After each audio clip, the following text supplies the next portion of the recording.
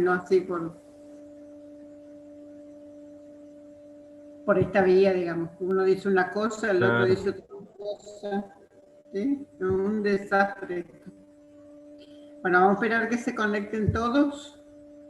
Doctora, le consulto, escucho como un ruido, no sé si es por ahí. Puede ser que esté la facultad conectada, porque están tomando asistencia. Ah, bueno, gracias. Y que puede ser que esté el micrófono de la facultad conectado, así que por ahí se escucharán Vamos a esperar que sean las 14:30, si ellos mientras tanto toman asistencia. Si le pueden decir a sus compañeros que vayan entrando, porque de acuerdo a lo que vayan acá en participantes entrando, ellos están tomando asistencia, ¿sí? Sí, doctora. De todos modos, para la próxima yo voy a tener la planilla de la 2 y la 4, así yo también les tomo asistencia durante el Zoom, ¿sí? Para evitar también otro tipo de problemas, ¿sí? Bueno, buenas tardes, doctora, ¿cómo está? Bueno, fíjense, mientras que se están conectando, fíjense en su plataforma, yo les subí las clases. Esta sería la que figura como primer clase, ¿sí? Hay dos PowerPoint, esta que vamos a ver hoy, y hay otra ahí, donde léanla porque está definición de salud pública, ¿sí? Está la historia de la salud pública, o sea, para qué nos sirve el tema de salud pública, está en el otro PowerPoint que está ahí, pero yo no voy a abrir hoy, ¿sí? ¿Estamos? Por ahí voy a comentar algo del otro PowerPoint, pero fíjense porque está todo ahí en el otro PowerPoint, ¿sí? Bueno, Vale. ¿será que ya están todos? Son 14:30. 49 participantes.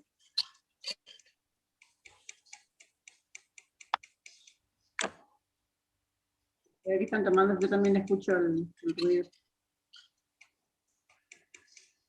Bueno, vamos a comenzar hoy con la clase de salud pública.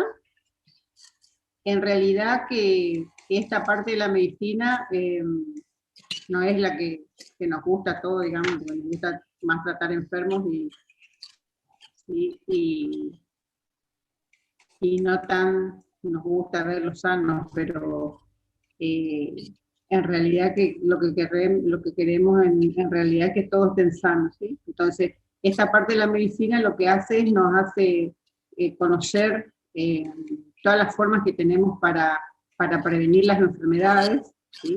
Y cuando no tenemos forma de prevenir, bueno, estamos nosotros para hacer algo de curación, ¿sí? Pero este es el objetivo de esta materia, es que ustedes conozcan ciertas definiciones, o por ahí van a escuchar más adelante, o con esta pandemia por ahí están escuchando ciertas definiciones. Entonces es importante que por lo menos tengamos algo de conocimiento, ¿sí? Entonces, con respecto a la definición de salud, hubo un cambio en esta última década, porque antes pensábamos que estar con salud era no tener enfermedad, digamos, ¿sí? Y en la actualidad se sabe que uno puede estar bien orgánicamente, pero psicológicamente o socialmente, en la última definición de salud, puedo estar enfermo, digamos, ¿sí? Entonces, la definición, por eso yo les pongo ahí diferentes definiciones que ustedes están leyendo ahí, dice actitud gozosa a la vida, con responsabilidad, integridad anatómica, fisiológica y psicológica, ¿sí? Tener trabajo, tener una sociedad, ¿sí? Enfrentarse, dice, al estrés físico, biológico, psicológico, social, capacidad de funcionar en el medio ambiente donde me toque, ¿sí? Y se resume en la definición de OMS que dice bienestar físico, mental y social, ¿sí? Con respecto a esa última parte de lo social, van a ver ahora que hay determinantes sociales que nosotros no conocíamos, ¿sí? Y que ahora están, digamos, definiendo enfermedades, por ejemplo, ahora vamos a definir todas, pero, por ejemplo, un determinante social en este momento, en la actualidad, sería la inseguridad, ¿sí? La inseguridad de las grandes ciudades con respecto, por ejemplo, a los asesinatos, a los robos, ¿sí? Y entonces eso es un determinante de salud también, porque bastante gente está muriendo por inseguridad. Otro determinante social sería, por ejemplo, las adicciones al juego, ¿sí? Al juego al azar, digamos, que antes no lo tomábamos como un determinante de salud, pero que en la actualidad es un tema médico, ¿sí? Cuando nos consultan por ese tipo de adicción, ¿sí? El otro, por ejemplo, tema social sería la falta de responsabilidad en la conducción vehicular, ¿sí?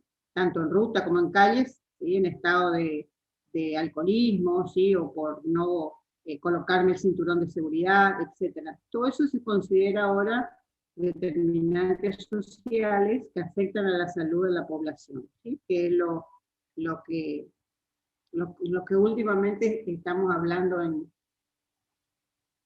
con respecto a salud, ¿sí? Con respecto a este título que ya se dice proceso salud-enfermedad, se refiere a cómo la persona o el individuo se va desarrollando en un medio ambiente, y ese medio ambiente hace que vaya adquiriendo enfermedades que tienen que ver, digamos, por el lugar en que vive o en el momento que está viviendo, ¿sí? En el momento, en el tiempo de la historia que está viviendo. Y esto se refiere a esas nuevas enfermedades que nosotros vamos conociendo con este tiempo que estamos transcurriendo, ¿sí? Y así como ahora estamos en pandemia del COVID, ¿sí?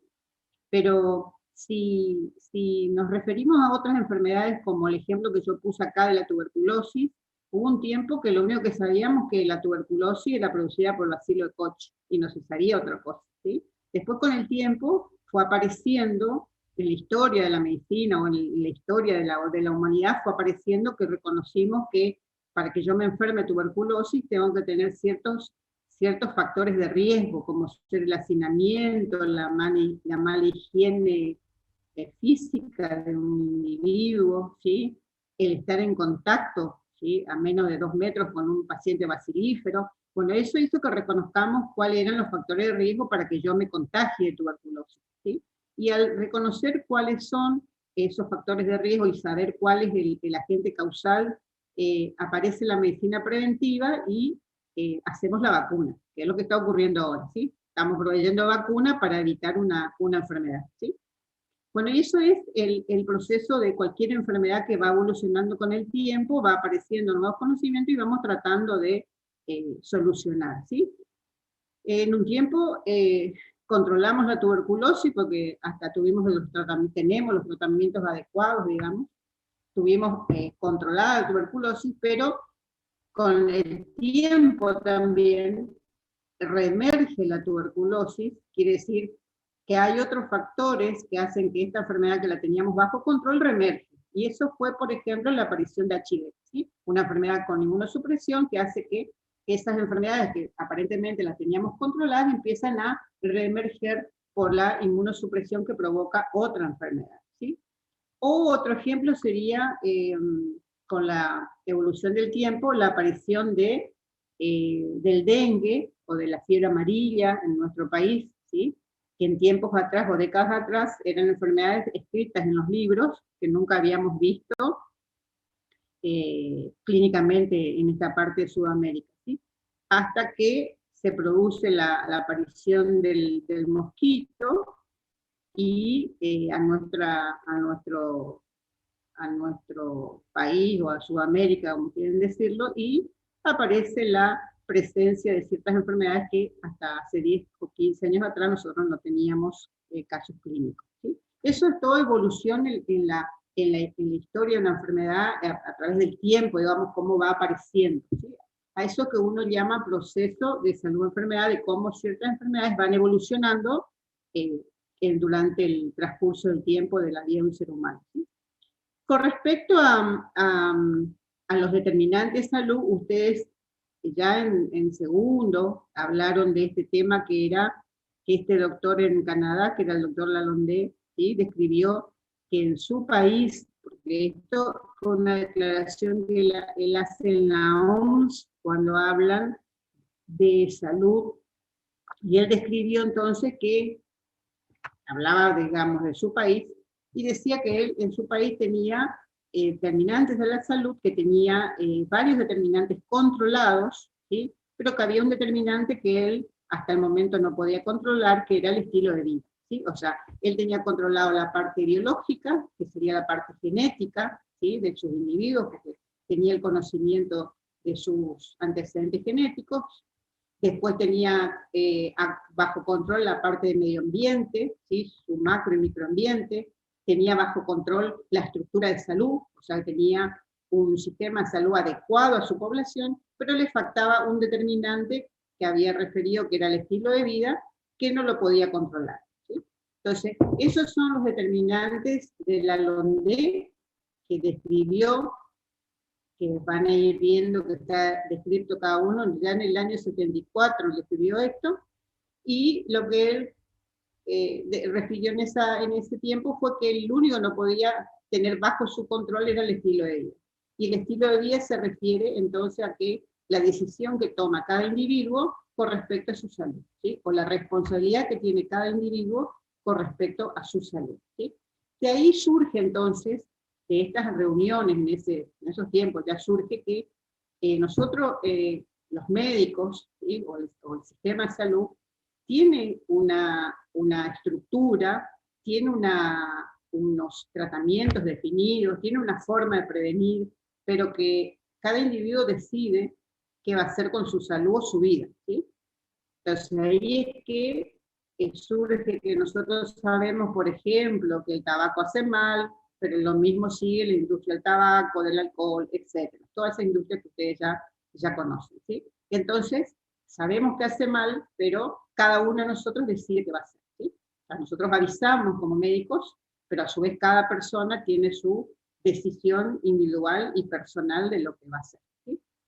De todos modos, esto define entonces que el sistema de salud no puede trabajar solo, ¿sí? O sea, nosotros por eso tenemos este tema que se llama salud pública, para que nos demos cuenta que nosotros como médicos solos no podemos actuar en la comunidad, porque si, por ejemplo, tenemos una situación de falta de agua potable y yo como médico no tengo una empresa de potabilización de agua, ni una empresa que provea de agua potable, por lo tanto, la solución no la tengo yo, ¿sí?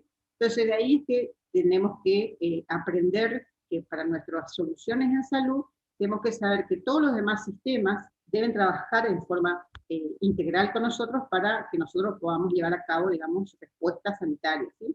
Si no trabajamos así en forma individual, no vamos a tener ninguna solución como médicos, ¿sí? ¿Está? Por eso es que tenemos que conocer bien todo lo que se refiere a salud pública, los programas salud, cómo trabajo yo con los distintos niveles, con quién tengo que interrelacionarme, por más que no me interese como médico saber quién es la autoridad de agua potable, de la intendencia, del gobernador, lo que fuera, ¿sí? Pero tengo que tener conocimiento porque son las herramientas que tengo que utilizar para yo brindar salud, ¿sí? Así que eso vamos a hablar después, cuando yo hable de planificación, vamos a hablar de política de salud, ¿sí? Bueno, y los determinantes sociales que le venía diciendo, que son los que actualmente está en vista, ¿sí? De todo el sistema de salud, son esos que están acá en el Power que ustedes están viendo, que yo ya nombré algunas, que es, por ejemplo, el exceso o al azar, o la conducción vehicular responsable, ¿sí? Los buenos hábitos alimentarios, ¿sí? Vieron que de un tiempo a esta parte estamos con una buena, por suerte, ¿no? Estamos cambiando nuestro hábito, tanto alimentario como de actividad física, se le dio mucho auge, ¿sí? A la buena alimentación, a la actividad física. Por lo pronto parece que estamos algo cambiando en ese aspecto, pero van a ver que acá hay reducción del consumo del tabaco y el alcohol, ¿sí? Estas buenas prácticas sexuales, tienen que saber que a pesar de que tenemos programas, ¿sí?, para que se llaman, por ejemplo, procreación responsable, prevención de enfermedades de transmisión sexual, tienen que saber que a pesar de que distribuimos anticonceptivos orales o intramusculares, se distribuye también los profilácticos. Tienen que saber que en la actualidad tenemos un aumento de sífilis, ¿sí?, en las parejas, digamos, y a consecuencia sífilis congénita, ¿sí? Y a pesar de que tenemos todos los programas de salud, el tratamiento, etcétera, en el año siglo XX-XXI tenemos sífilis, ¿sí?, una enfermedad viejísima que con una dosis de penicilina hago un tratamiento y se mejora, pero tienen que saber que de 4 internaciones en neonatología, 3 tienen sífilis congénita en este momento. Así que si ustedes leen también todo lo que sea la prevalencia de enfermedades, van a encontrar, ¿sí?, a la sífilis en uno de los primeros lugares en la actualidad, ¿sí? Increíble, pero es lo que sucede, ¿sí? Y eso se refiere a que nosotros como médicos, como sistema de salud, proveemos de todo para evitar la enfermedad, para hacer la prevención. Evidentemente, algo está fallando en nosotros, ¿sí?, o en la población, que sería, por ejemplo, lo que detectamos en nuestro hospital o en diferentes hospitales es la falta del control del embarazo, ¿sí?, y multiparejas, ¿sí?, es habitual aparentemente, por lo que estamos recabando datos, varias parejas, ¿sí?, y el no uso del profiláctico, ¿sí? Entonces, es preocupante, digamos, para nosotros, el sistema de salud, esta situación de sífilis en este momento. Bueno, con respecto a uno de los ítems que por ahí uno puede pensar y decir, y sí, bueno, tenemos todo eso porque hay pobreza, ¿sí? Y sí, una causa importante en salud es la pobreza, ¿sí? Pero también ahí tienen que entrar la educación y también tiene que entrar el estilo de vida, ¿sí? Porque uno puede ser pobre, pero no por eso uno es, digamos, con mala higiene, no por eso no tiene acceso al profiláctico, todo lo contrario, ¿sí? Entonces, la pobreza en realidad es una definición económica, digamos, ¿sí? No es de salud, ¿sí? Es una definición económica que se refiere al ingreso que tiene cada grupo familiar para, digamos, comprar su alimento y sus necesidades básicas. ¿Qué quiere decir eso? O sea, la compra de la canasta básica y sus necesidades básicas sería, qué sé yo, el agua, la luz, ¿sí?, su casa, ¿sí?, vacaciones, si trabaja, ¿estamos? Eso serían necesidades básicas. Con respecto a la pobreza, si ustedes ven ahora, yo ahí puse unos datos de la prevalencia de pobreza, ¿sí? Esto fue en el año 2002, este dato que les pongo ahí. Los pongo para que comparemos, que en el 2002 estábamos con un 53% de pobreza, con un 70% de niños bajo la línea de la pobreza, digamos. Y eso era en el 2002, ¿sí?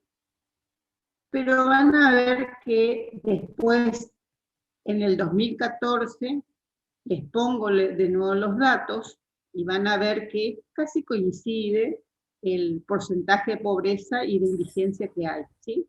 Y si miran ahora de nuevo el dato de pobreza e indigencia, van a ver que coincide con este dato del 2002, del 2014 y ahora del 2021, ¿sí? Evidentemente, seguimos en situación de indigencia y pobreza.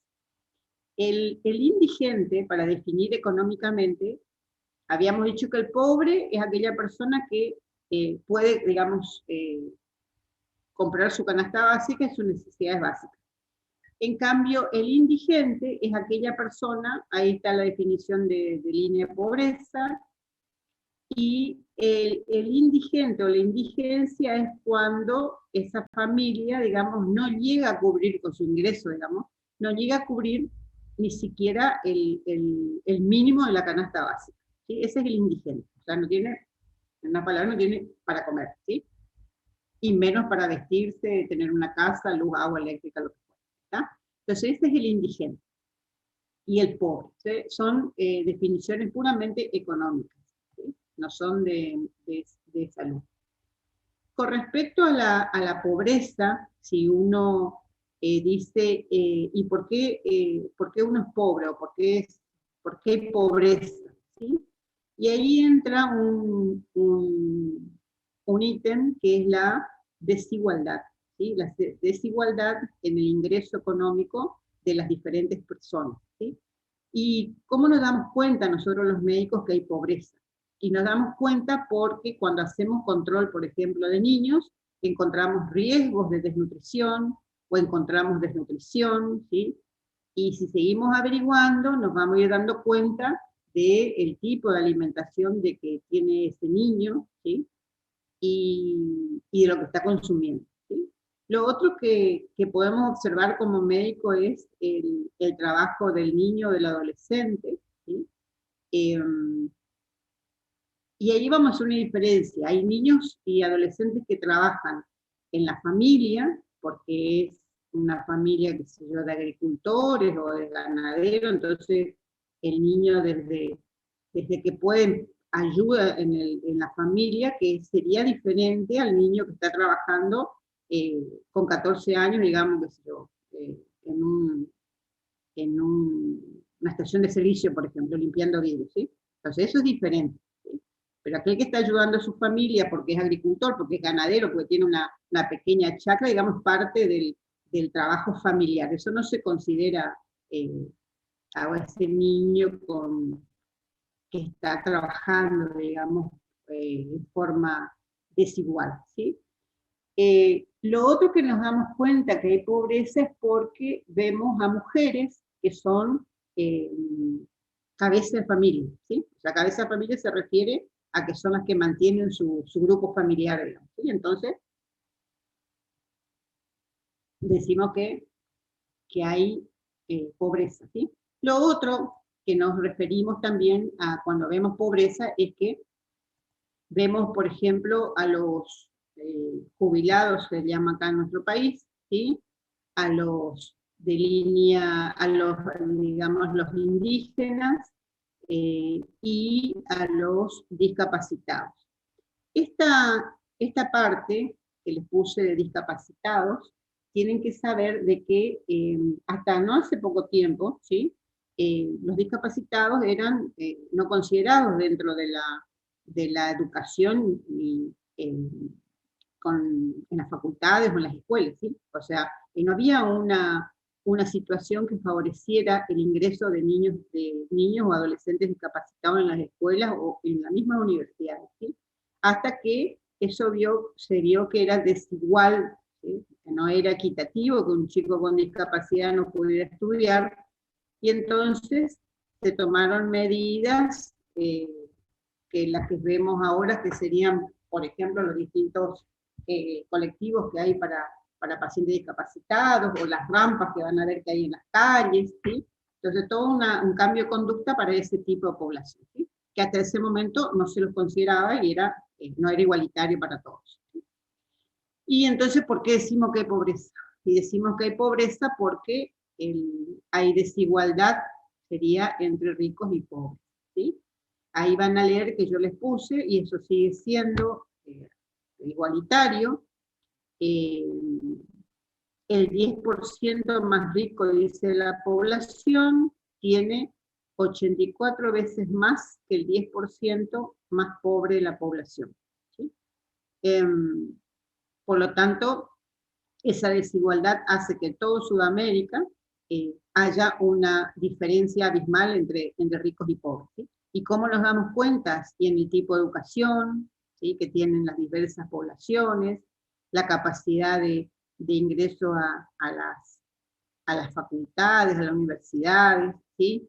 Cómo reciben salud, ¿sí? Y esto era bien notorio hasta no hace poco en la Argentina, y acuérdense el tema de los trasplantes, ¿sí?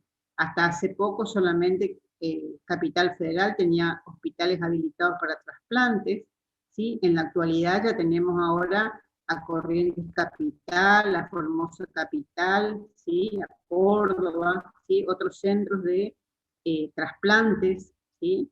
Que se habilitaron, pero hasta no hace muy poco solamente la Capital Federal, uno de los mejores centros del hospital italiano, privado encima, entonces el tener que hacer un trasplante a un paciente pobre era muy desigual, digamos, ¿sí? Tenía acceso el paciente con obra social y no así el paciente indigente o pobre, digamos, ¿sí?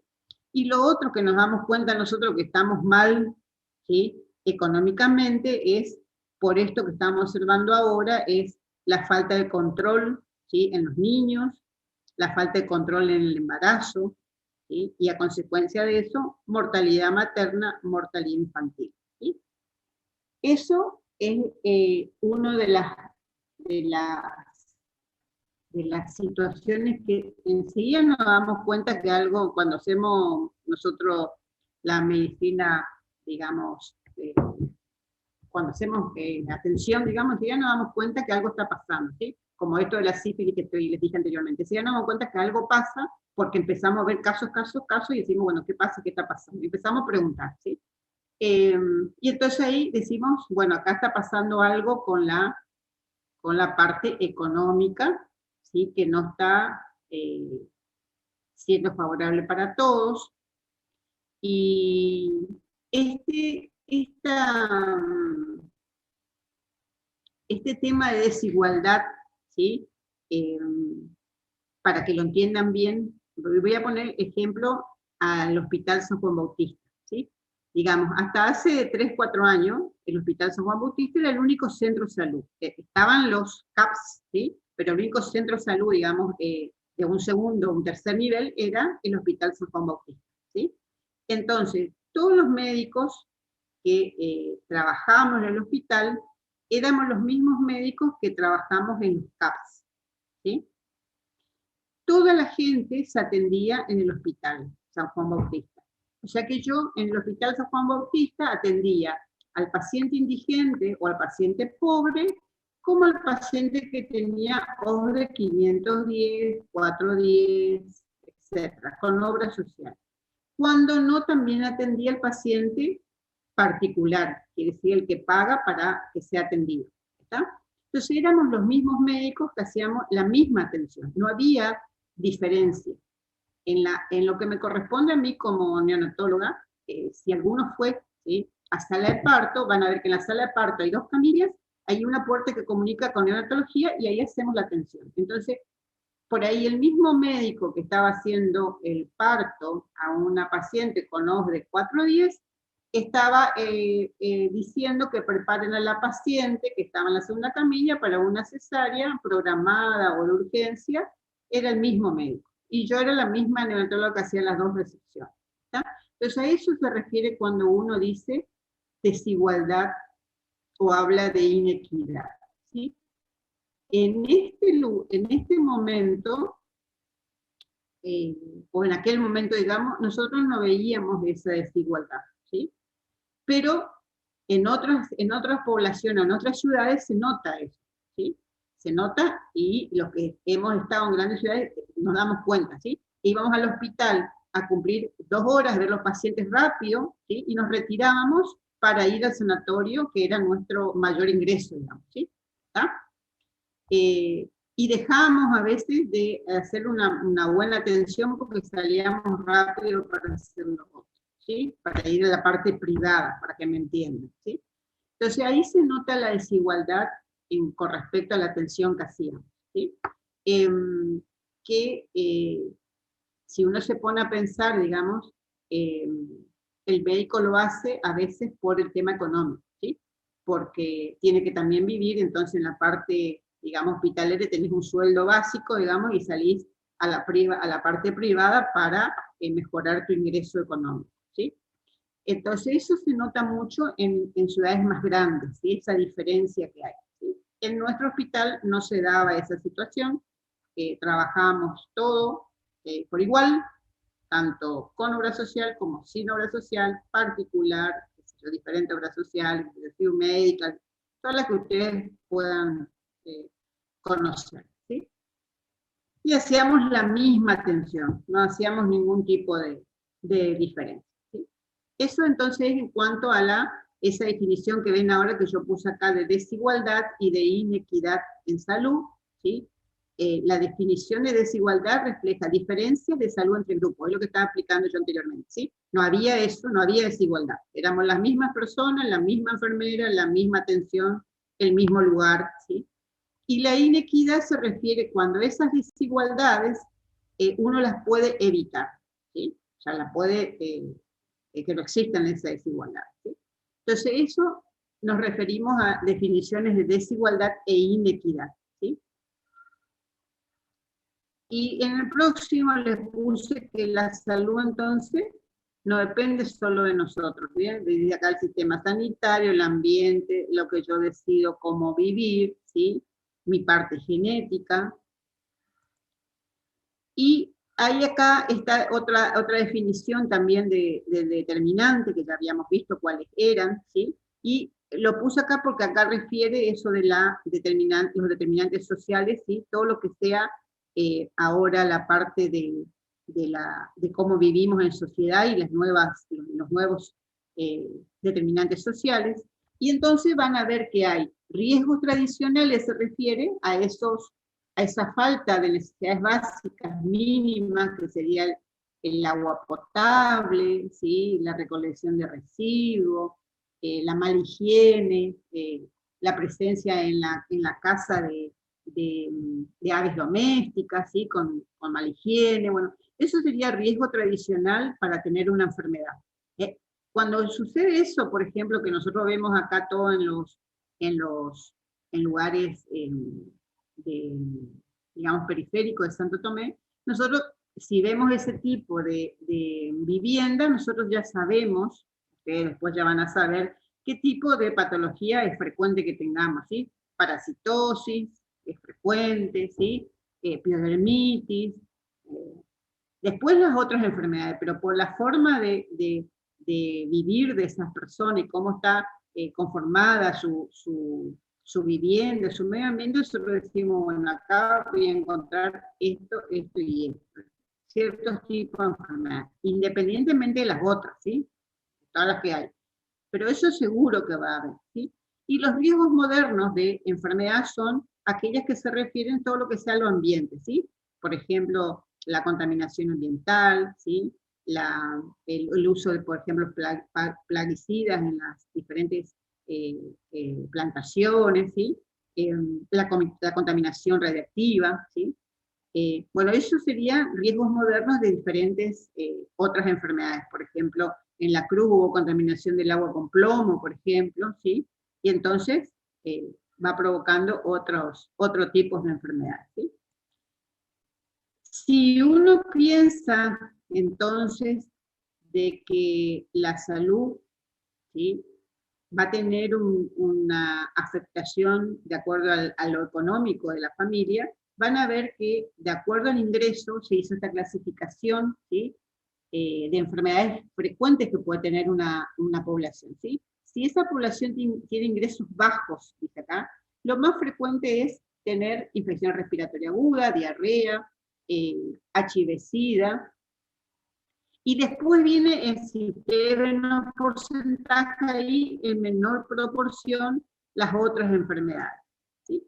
Vieron ahí que yo puse 11,3% de IRAP, que son infecciones respiratorias agudas bajas, 8,1% diarrea HIV-Sida, 6,2% cardiopatía isquémica, y después baja la proporción.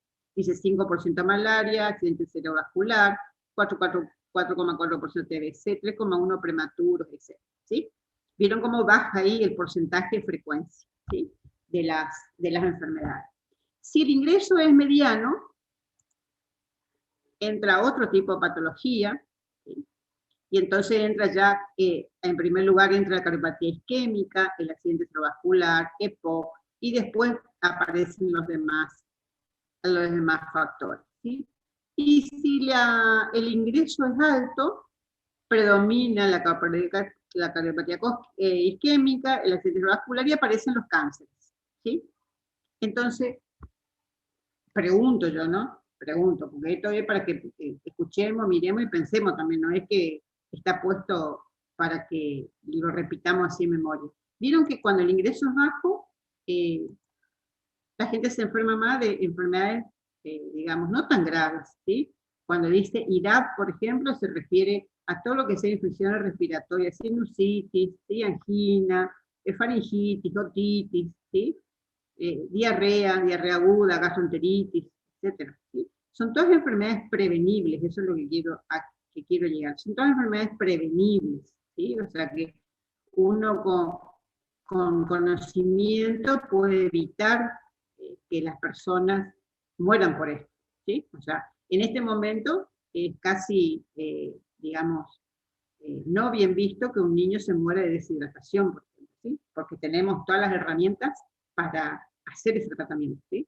Inclusive si no tengo nada, yo puedo hacer una sal de hidratación casera para hidratar a ese niño, digamos, ¿sí? O sea, que no hay causa, ¿sí? De que, digamos, médicamente que yo me pueda disculpar y decir no pude hacer nada por este paciente, ¿sí? ¿Estamos? Si se me muere, estamos hablando de no conocimiento, ¿sí? Pero después en los otros ingresos mediano y alto, ingresan ya, o sea, vemos ya patología que se refiere más al estrés del individuo, ¿sí? O a la forma de vida del individuo, ¿sí? Porque entra cardiopatía isquémica, que es más por hipertensión, más porque tiene algún tipo de estrés físico, psicológico, ¿sí? Entra ACV, entonces vemos que ya las patologías se van refiriendo más al tipo de vida de la persona que a enfermedades comunes como diarrea o una faringitis, ¿sí? Pero de todos modos, digamos, tenemos que conocer esto para que podamos nosotros hacer prevención, ¿sí? Vieron que entra, acá cuando dice ingreso alto, ya entra cáncer de tráquea, bronquio, Alzheimer, ¿sí? Entra, sea de colon y recto, ¿sí? Diabetes, hipertensión, sea de mama, ¿sí? Entra ya otras patologías que si bien son frecuentes, pero no tan prevalentes como una diarrea o una faringitis, ¿sí? Y aunque uno diga por ahí faringitis, ¿sí? Acá en los ingresos bajos, ¿sí? Que uno diga faringitis, por ejemplo, que parece una enfermedad banal, digamos, ¿sí? Tienen que saber que si yo no hago un buen tratamiento de una faringitis, ¿sí? Mi paciente puede llegar a su edad adulta con problemas más serios, ¿sí? Pregunto yo, si yo no hago un buen tratamiento, por ejemplo, de un paciente que haga anginas a repetición, ¿sí? ¿Cuál es la bacteria más común que provoca angina? Vamos a poner en un niño de entre 5 y 10 años, 12 años. ¿Cuál es la bacteria más frecuente que yo tengo que pensar cuando examino un niño de esa edad y encuentro que está con una faringitis? ¿En qué pienso? ¿En qué bacteria pienso? Estrepto. Pregunta clínica esto, ¿no? Vamos a hacer algo de clínica también, porque si no nos aburrimos un poco. ¿En qué bacteria pienso? Pienso en causa viral. Haemophilus.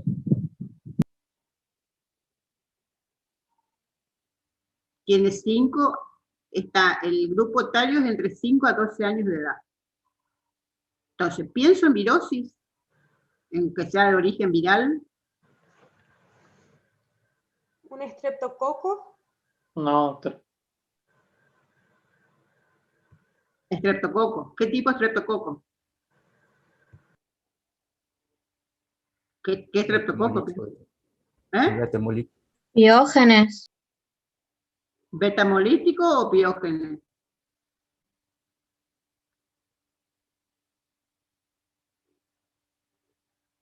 El beta, ¿Cuál de los doctora. dos?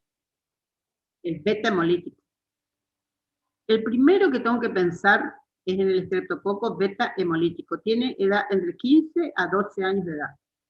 Puede ser virósico, y no es más frecuente virósico si es más chico, ¿sí? Pero si tiene más de 5 años, digamos, virósico lo descarto allá y busco más a la bacteria, ¿sí?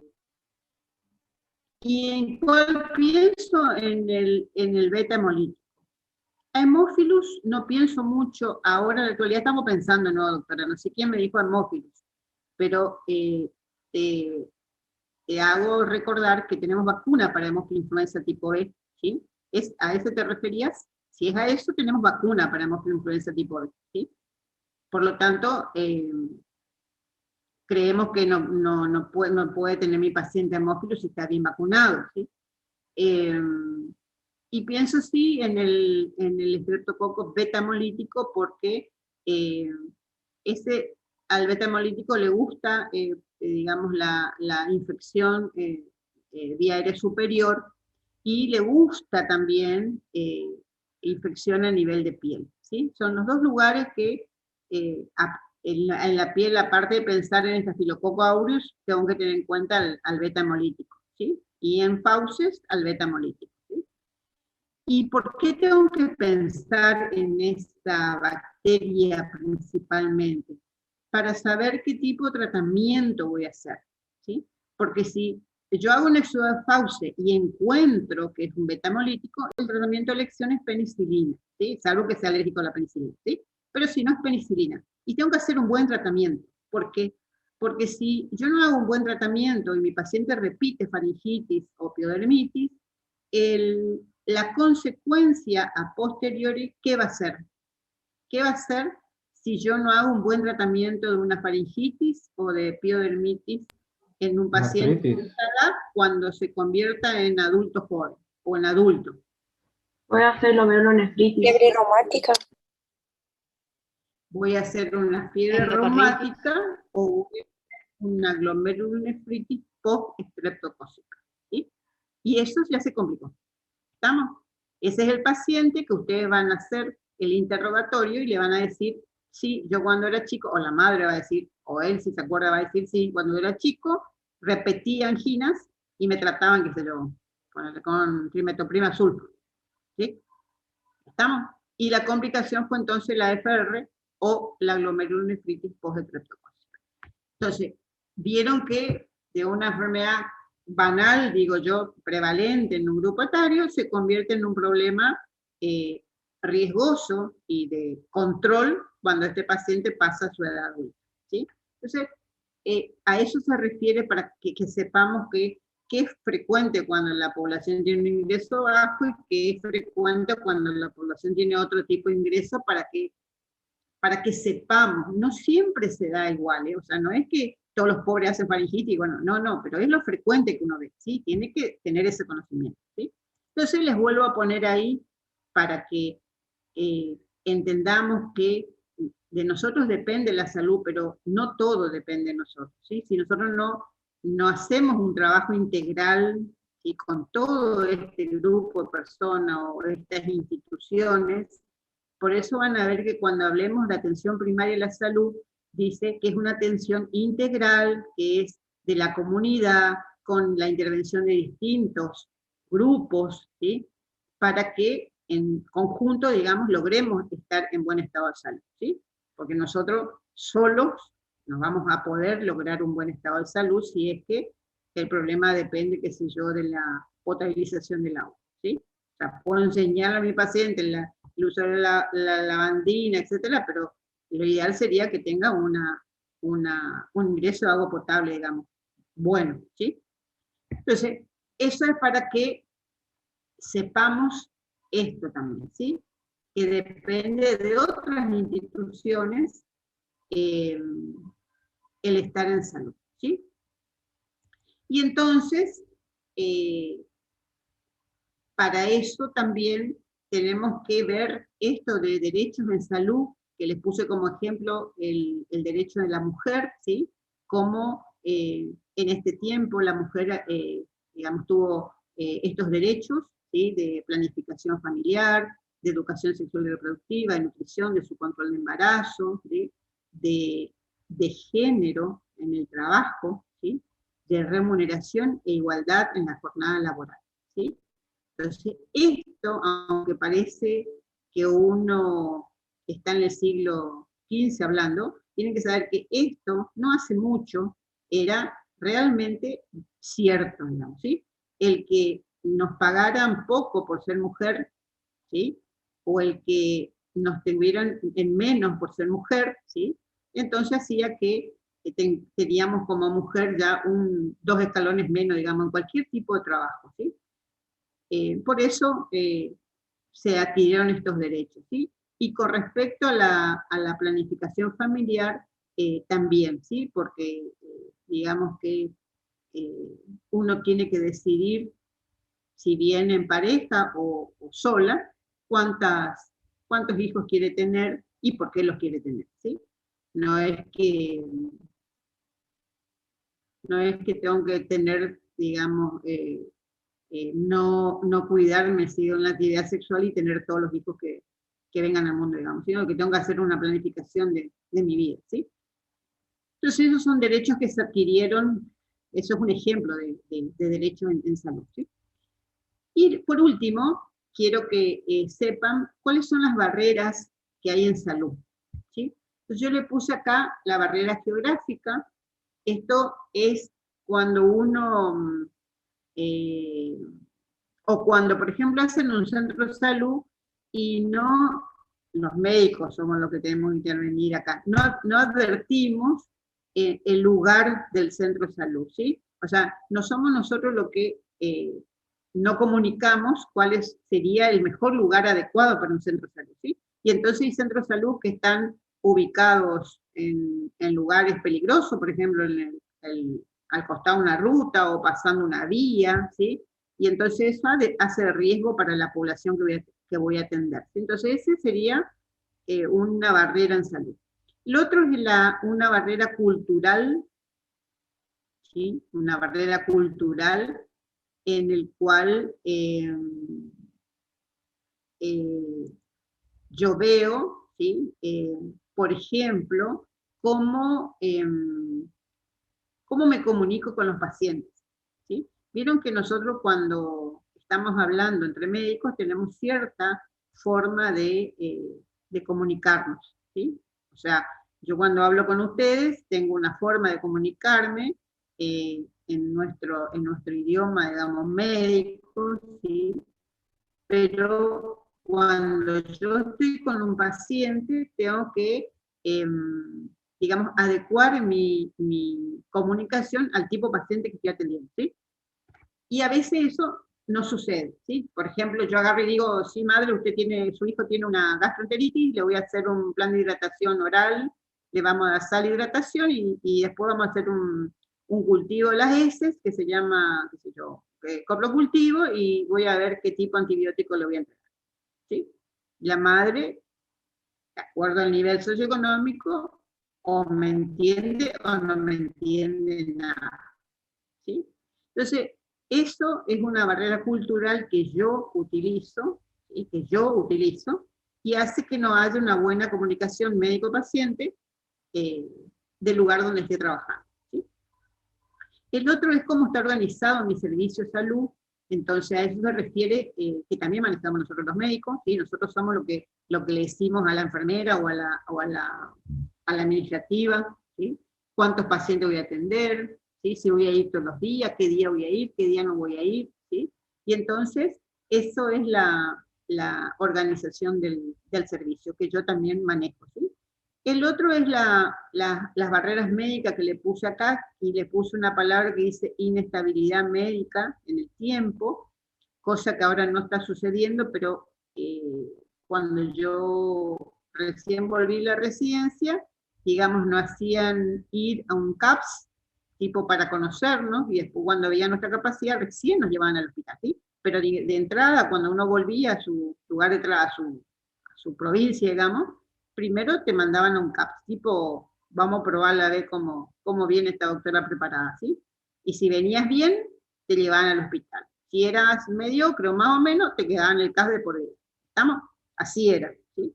Y entonces, eso ahora, digamos, no se da, ¿sí? Ahora, en la actualidad, tanto los médicos de CAPS como los médicos de hospital son médicos que están preparados para distintas funciones, ¿sí? O sea, tenemos médicos que les gustan las especialidades, que si yo quiero hacer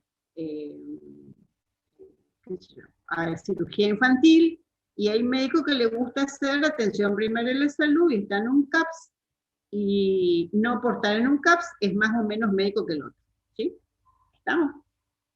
¿Por qué digo esto? Porque un médico de atención primaria, yo no hago atención primaria, pero yo hago pediatría, entonces nosotros los pediatras tenemos mucho contacto con pacientes y con el CAPS y con la forma de atención, ¿sí? Y entonces, por ejemplo, yo veo que un médico de atención que hace APS hace un diagnóstico de neumonía con la ocultación de un paciente, ¿sí? O sea, aplicar la clínica médica y hacer un diagnóstico de neumonía con solo el estetoscopio o el interrogatorio, digamos, habla de un buen clínico, ¿sí? Porque hacer diagnóstico de neumonía con una placa en la mano, cualquiera hace, ¿sí? O sea, si hace diagnóstico con placa en mano, ya estamos mal, digamos, ¿sí? ¿Estamos? Pero si un médico de atención primaria de salud me deriva a mí, por ejemplo, un paciente al servicio de pediatría, me dice diagnóstico presuntivo neumonía en base derecha, digo, qué capo, porque puso el estetoscopio, escuchó, ¿sí? Y presume que hay un foco neumónico, ¿sí? Yo pido la placa y corroboro el diagnóstico, ¿estamos?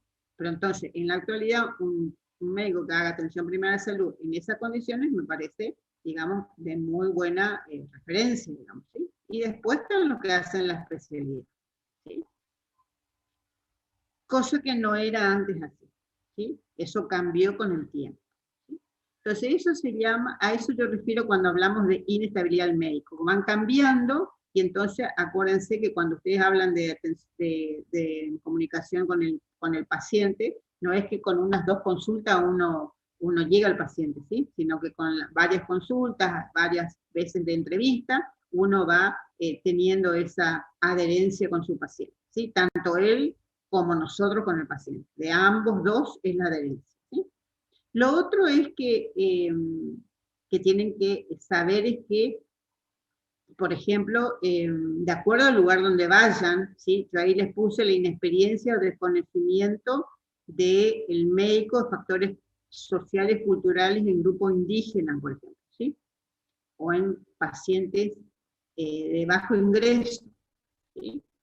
Tienen que saber, ¿sí? Que, vamos a poner un ejemplo, una madre con bajos recursos que no tiene, bueno, en la actualidad usan todos pañales descartables, pero hace un tiempo el pañal descartable era solamente para la gente con buen ingreso. Entonces el pañal era de tela, ¿sí? Entonces tienen que saber que eso provocaba olores en el paciente, en el niño, ¿sí? Y había médicos que, digamos, no querían atender, ¿sí? O hacían gestos en la cara cuando hacían esa atención con ese tipo de pañal, ¿sí? Todo eso tienen que manejar, ¿sí? Porque el paciente los está mirando en todos los gestos que hacemos nosotros, ¿sí? En todos los gestos que yo hago cuando estoy examinando un paciente, el paciente me está observando, ¿sí? Ve todos nuestros cambios de gesto, nuestra forma de examinar, ¿sí? Todo eso está observando. Y con respecto a la población indígena, tienen que saber, porque son distintas culturas de los distintos indígenas que hay en Sudamérica, que ustedes pueden llegar a hacer atención, ¿sí?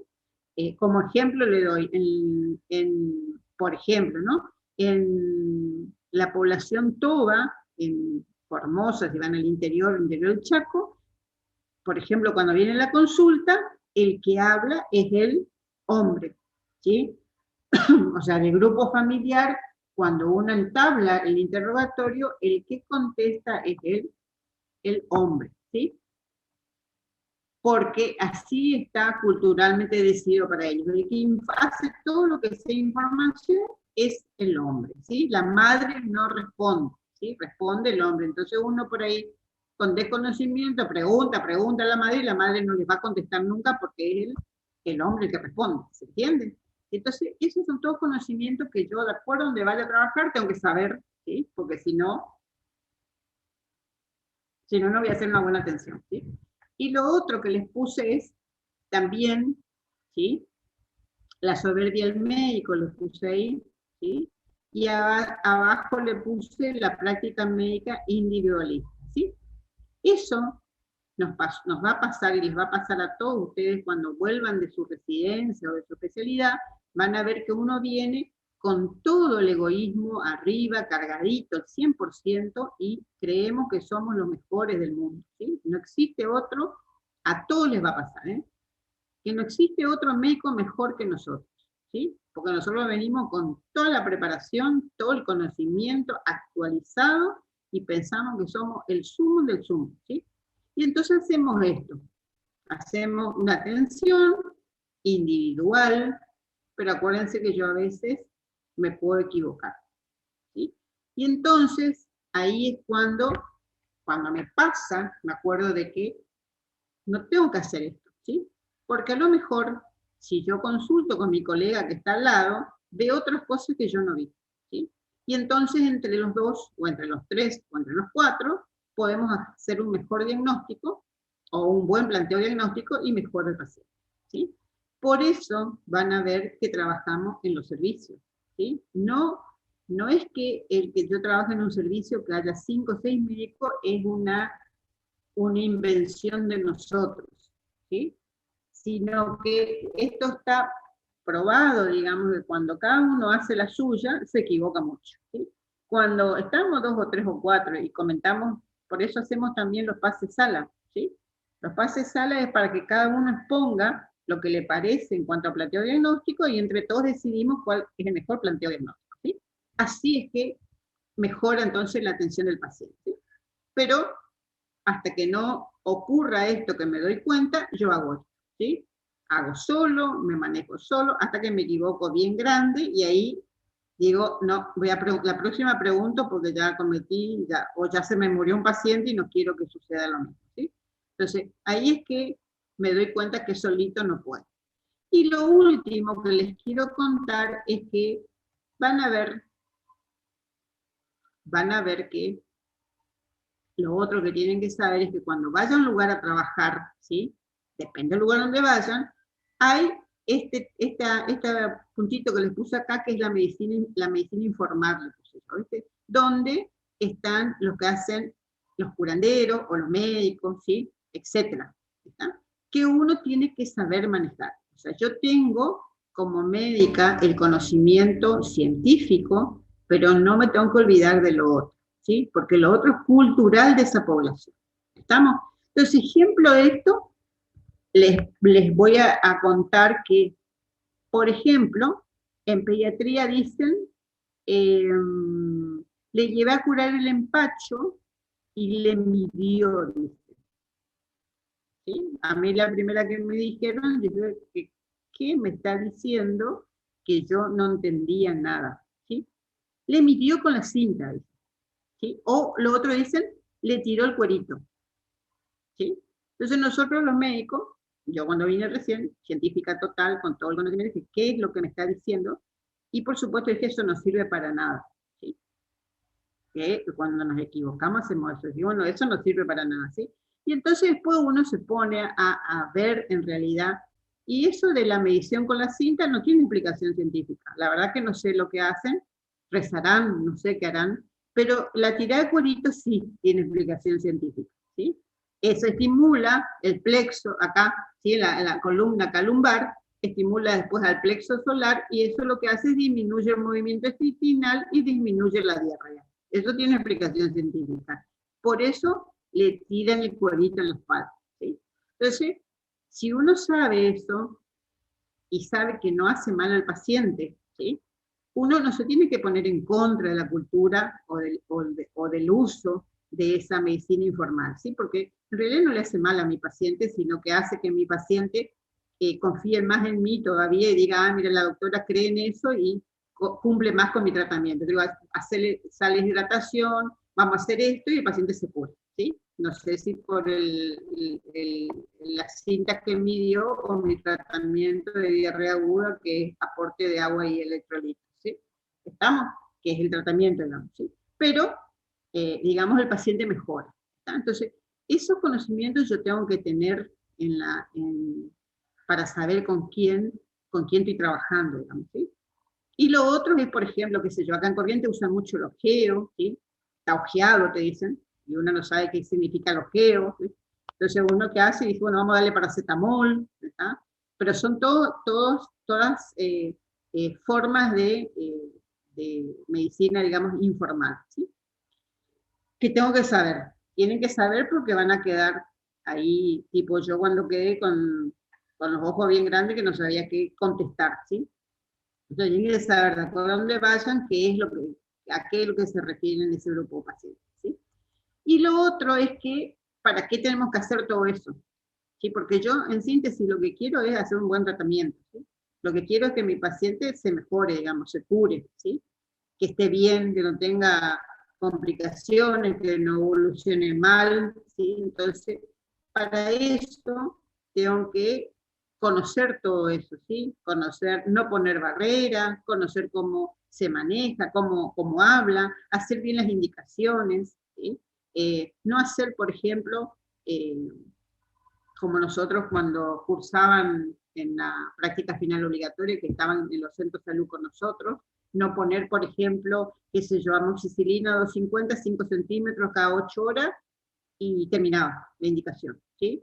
Entonces el paciente que hacía, tomaba el frasquito, y después tomaba 3 días, y después terminaba todo, ¿sí? Entonces eso está mal. Yo tengo que poner cada cuánto tiene que tomar, cuánto tiempo tiene que tomar, y tengo que darle los frascos necesarios para el tratamiento completo, sea comprimido, sea suspensión, ¿sí? Si yo no pongo, si yo no escribo cómo debe ser el tratamiento, el paciente no entiende, pues yo soy la que sé de medicina, ¿sí? Entonces nosotros tenemos que ser bien claros cuando explicamos, ¿sí? Nosotros los pediatras somos muchos de escribir, ¿sí? Las indicaciones, de hacer el dibujito, decirle cuánto es 5 centímetros, cuánto es 2,5, etc. La parte de adultos por ahí es más, no escribe tanto, dice, ponen en la forma de escribir que tienen los adultólogos ahí que no se entiende nada, ¿sí? Ponen todo escrito, ni el paciente entiende, ni nosotros a veces entendemos lo que escribió un médico, ¿sí? Por eso tiene que ser bien la indicación médica, que cuando rinden su final para ser médicos, les hacemos escribir una indicación médica justamente para ver cómo hace la indicación del tratamiento a un paciente. Y es valorado eso, ¿sí? Entonces, tengo que escribir qué le doy de antibiótico o lo que fuera el tratamiento, cada cuánto le doy y cuánto tiempo le doy. Y si le doy los frascos correspondientes para que dure los 7 días que yo necesito de tratamiento, ¿sí? ¿Estamos? Entonces, eso es porque quiero tener una buena práctica médica, ¿sí? Bueno, ahí les puse otros ejemplos de enfermedades, digamos, de medicina informal, que es yo, el culebrillo, Cuba San Antonio, que es el herpes zóster, ¿sí? Bueno, esto les puse acá, esto así, en mi residencia entró así un paciente cuando hizo, digamos, el interrogatorio, la madre decía, se dio vuelta el vaso de la leche, ¿sí? Y nosotros quedamos dado vuelta también, ¿sí? Porque no sabíamos qué quería decir la madre con que se dio vuelta el vaso de la leche. Y se dio vuelta el vaso de la leche, y se dio vuelta, ¿sí? Y bueno, si ustedes tienen imaginación y se imaginan cómo es la imagen del estómago, van a ver que parece un vaso en realidad, ¿sí? Parece un vaso llenito, digamos, como que dilatado el vaso, ¿sí? Y entonces el paciente lo que tenía es vómitos continuos, ¿sí? Que hacía de pensar de que algo se torció, algo volvulo, y entonces era un vólvulo del estómago, ¿sí? Patología grave, de urgencia, quirúrgica, que si no me doy cuenta en el momento, el paciente se muere, ¿sí? ¿Estamos? Entonces, pero fíjense cómo la madre ingresa con este interrogatorio y dice, se dio vuelta el vaso de leche. Nunca, si no había por ahí algún otro residente de más experiencia, nunca nos hubiéramos imaginado que era el estómago, ¿sí? Pero para eso están los otros que ya tienen más conocimiento y nos van contando a qué se refiere, ¿sí? Todo eso tienen que ir viendo de acuerdo a donde estén trabajando, cómo habla la población. Bueno, y por último, la Argentina, digamos, después de la declaración de Alma-Ata, dijo que su medicina o su sistema de salud se va a referir a este Plan Federal de Salud, ¿sí? Que dijo en ese momento que la atención primaria de salud va a ser la forma de atención que va a tener, ¿sí? O sea, esa es la base en cómo va a ser su atención en salud, con APS, que iba a reasignar recursos humanos, por lo que le conté que antes digamos lo que llegamos, los más nuevos llevan los CAPS, a partir de acá se asignó a médicos con atención primaria para los CAPS, que esa iba a ser la puerta de entrada del sistema de salud para saber todas las enfermedades prevalentes, que después otro tipo de enfermedades iban a ir a los niveles 2 y 3, que iba a haber programas de salud, ¿sí?, para las diferentes enfermedades que nosotros los médicos fuimos encontrando, ¿sí? Y entonces acá les puse, por ejemplo, el programa materno-infantil con la entrega de leche, ¿sí?, de cereales, porque teníamos desnutridos, ¿sí? El de procreación responsable, planificación familiar de HIV, con la entrega de profilácticos, ¿sí?, y anticonceptivos orales. Actualmente, por ejemplo, ahora, hasta hace poco, informamos nosotros que teníamos muchos pacientes con celiaquía, ¿sí? Y entonces, a partir de ahí, hay un programa para pacientes celíacos, ¿sí?, en el cual el Estado le provee de una canasta con alimentos para celíacos, ¿sí? Y en la actualidad ya tenemos en los supermercados alimentos para celíacos sin TAC, ¿sí? Bueno, todo eso se refiere porque los médicos vamos informando qué patología vamos encontrando, entonces tratamos de solucionar ese tipo de patologías, ¿sí? Y lo otro es que el Programa Federal de Salud dice: voy a trabajar en redes, ¿sí? En redes se refiere a que está definido cómo va a ser el lineamiento para la atención de un paciente, ¿sí? Lo voy a tener en el CAPS, cierto tipo de enfermedades. Si aparece otro tipo de enfermedades, lo voy a derivar al nivel 2, y si tiene otro tipo de enfermedades, a nivel 3, ¿sí? O sea, eso se refiere a que se descentralizó el hospital, ¿sí? Quiere decir que al hospital, por ejemplo, San Juan Bautista, ahora llegan los pacientes para un nivel 2 y 3. O sea, todo lo que sea enfermedades prevalentes, diarrea aguda, bronquiolitis, todo se puede atender en un CAPS. O sea, el CAPS está equipado para ese tipo de tratamiento, ¿sí? Ahora, si ese paciente le hago un diagnóstico, por ejemplo, neumonía en un CAPS, es para un nivel 2 y 3 porque va a necesitar de radiología, laboratorio y tratamiento, ¿sí? ¿Está? Entonces, y si este paciente con neumonía se descompensa y me hace un derrame pleural, se sobreinfecta y necesita asistencia respiratoria mecánica, va a un nivel 3, que sería el Juan Pablo II en este caso, ¿sí? ¿Estamos? Entonces, esas son las diferentes formas de atención y trabajamos en red, ¿sí? Desde el CAPS al hospital nivel 2 y después al hospital nivel 3. Eso es trabajar en red, ¿sí?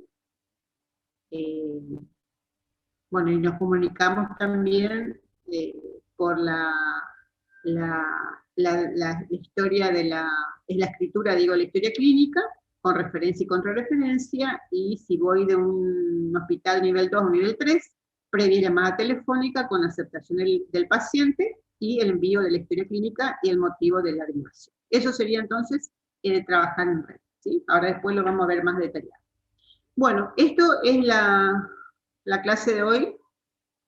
Quiero que miren el otro Power que está en su plataforma, que es la definición de salud pública, la historia y algo más. Y con esto damos por terminada esta primera clase, ¿sí?